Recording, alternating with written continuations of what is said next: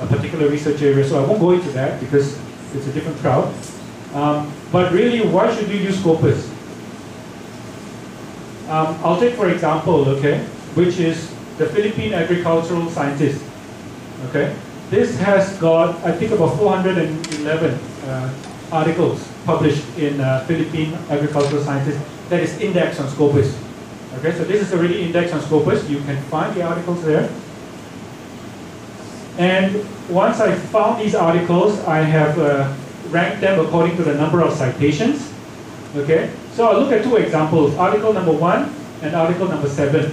All right, number 1 is about the mapping of salinity tolerance in rice. Okay, chromosomes of rice. The other one is the antioxidant potential of selected Philippine vegetables and fruits. Okay, so the first article that is published by this person in IRI, International Rice Research Institute in the Philippines. Now, if you look at this particular article, and if you go into that, those articles that cite this person, that cite this article, you will see that they come from different places. For example, in Australia, this one from CSIRO, and this one in the United States. Another citation is from India and the United States. So these guys are getting the international visibility because their articles are indexed in Scopus, or rather in the Philippine Agricultural Scientist, and it's also on Scopus. Okay, so they're getting this kind of visibility and exposure, so they can be cited. The other article, which is the antioxidant potential of selected Philippine vegetables and fruits, you will see that this is quoted by somebody in Mexico, or cited in Mexico. Okay, and from a range of places like Poland, Thailand, South Korea, Israel. These are the people that are citing this particular article from the Philippines, from UP Los Baños. Okay. Now, this is the list of Philippine journals indexed in Scopus. I think somebody asked that question earlier. Indexed in Scopus as at October 2010. You can get this list also. Just go to info.scopus.com. Search for the list of titles that are included, or the source titles within Scopus. It is downloadable. You can download this in Excel. And just filter this according to the Philippines, and you will see all these journals that are currently indexed. So the ones I've highlighted are active journals. Quite a number of them are inactive, or they have already changed their names. So they also tell you that. So which journal has changed, and the coverage years.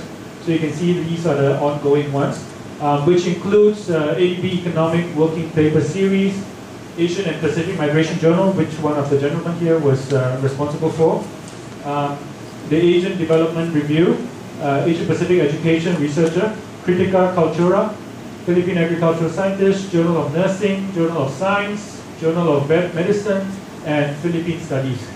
Okay, the others maybe they're no longer in place.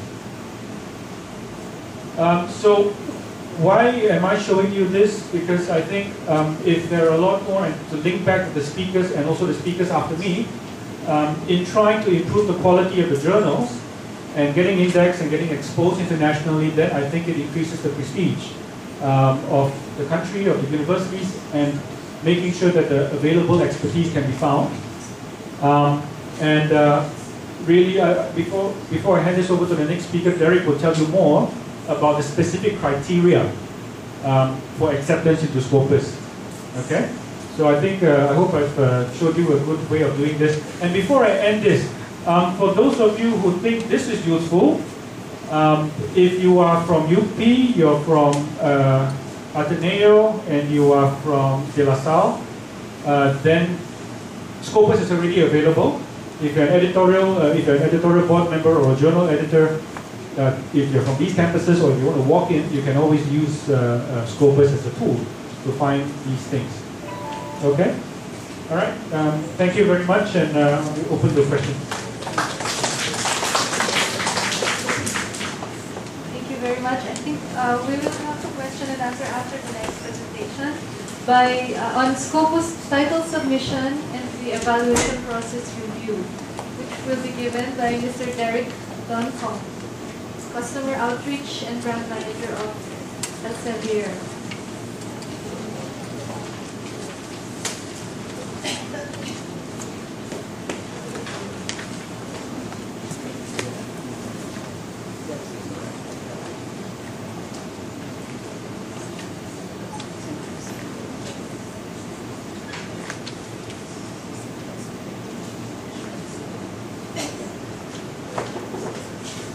Hi, good afternoon, everyone.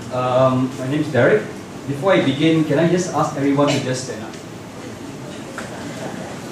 Stand up, please. You know why?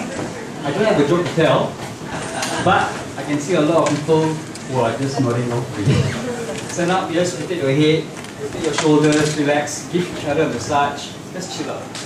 Just relax, okay? So that you're more awake, and I can just run through with you a few slides very shortly. Okay? Just rotate your neck,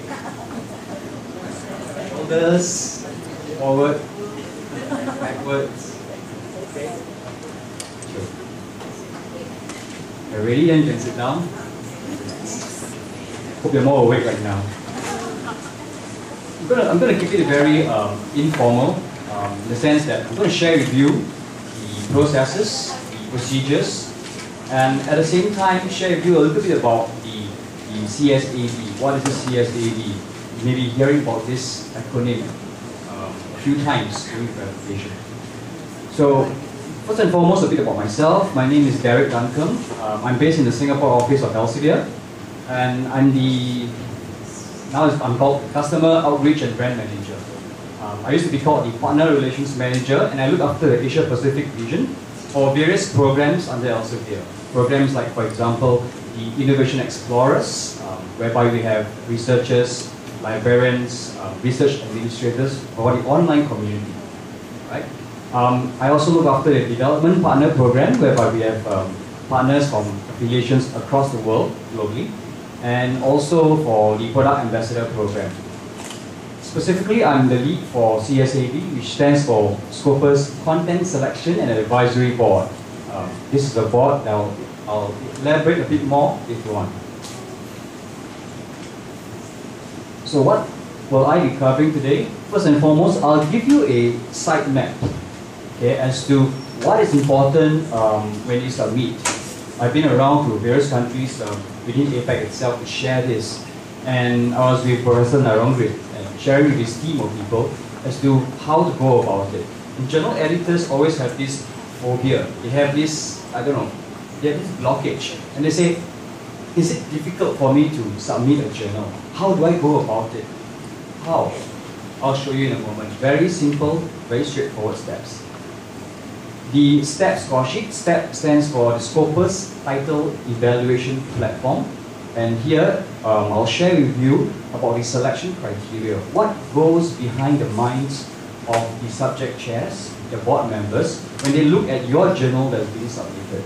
And that's very important because if you wanted to get indexed in Scopus, to be internationalized, these are the steps and criteria that's very important. And lastly, the role of the CSAB. What is this CSAB?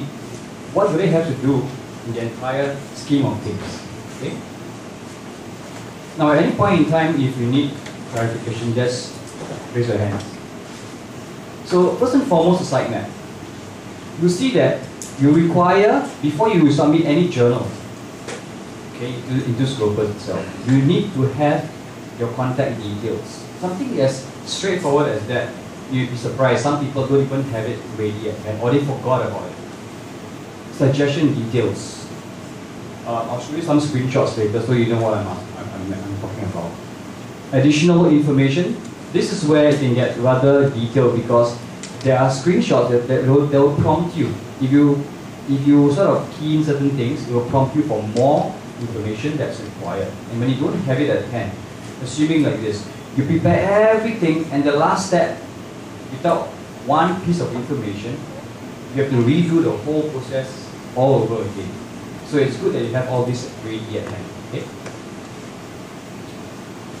Suggestion to other Elsevier databases. These are things where if you click the checkbox, it will prompt you for more. And also the agreement, whether or not you agree to keep it indexed.